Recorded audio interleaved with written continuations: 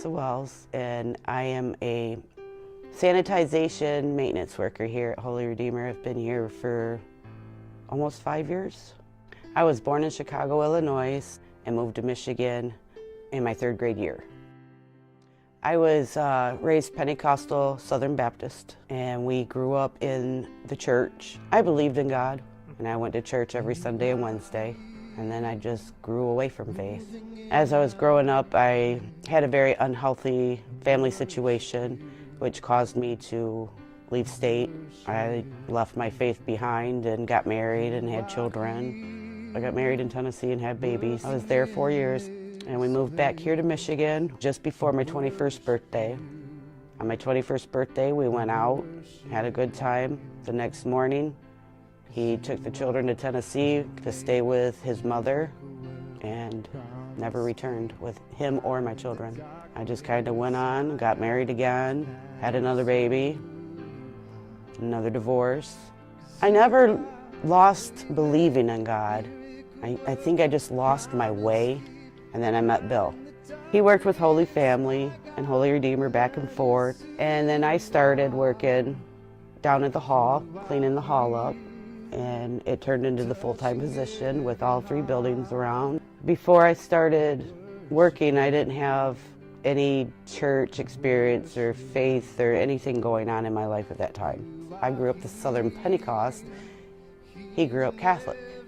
So there was a lot of questions. One day I was cleaning by the Sacred Heart. I was dusting, and a voice came over me and told me, "Go to the office. Go now, seek Karen." And what? So I stopped what I was doing and immediately went to the office. God called me to her. She said, "What can I help you with?"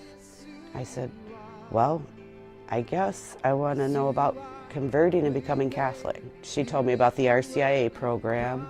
I needed a sponsor, and I said, "Well, could you do that?" Tears just rolling down her face, and she said, "I would be honored to do that."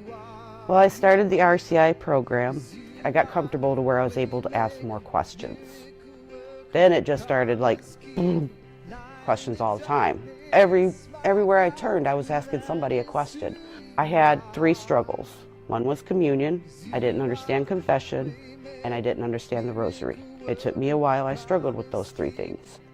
Then as I was going through and kept asking questions, one day it just like, okay, now I get it. So I went through all the struggles, and then I was told just before the rite of acceptance that I may not be able to do Easter Vigil, waiting on annulments to come back with the seals.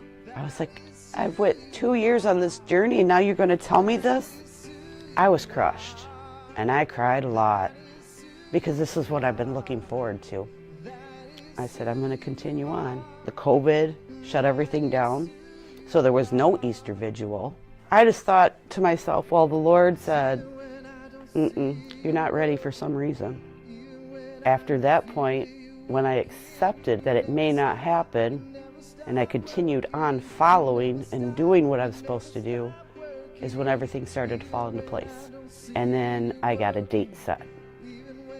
And I was overwhelmed, so excited and everything else. Even the COVID wasn't stopping me. And the night before, some things happened that was very, very devastating. The day of, I'm contemplating. Do I cancel? Do I reschedule? Crying, not knowing what I should do, what I shouldn't do because of what had happened. I just sit there and I prayed. And then I just looked up and I said, nope, not today, devil. You're not stopping me from the unity with Jesus. And I come to the church. All the people that showed up just touched my heart. And then Dan started playing my song, Waymaker. Waymaker, miracle worker, promise keeper. And the calmness came over. And I stood there, and I went through it. And when I got to the baptism, knowing I was being baptized, it was the best feeling, knowing I was getting closer to God. Then when I received communion, that was what I waited for.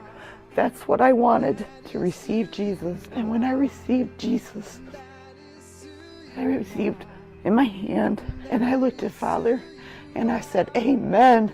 And it was the best feeling ever that you could ever want. Nothing could ever make you feel that good, that alive. I'm not going to lose my faith, never again. I had so much family that I have now got through the church, and friends. It's just a blessing.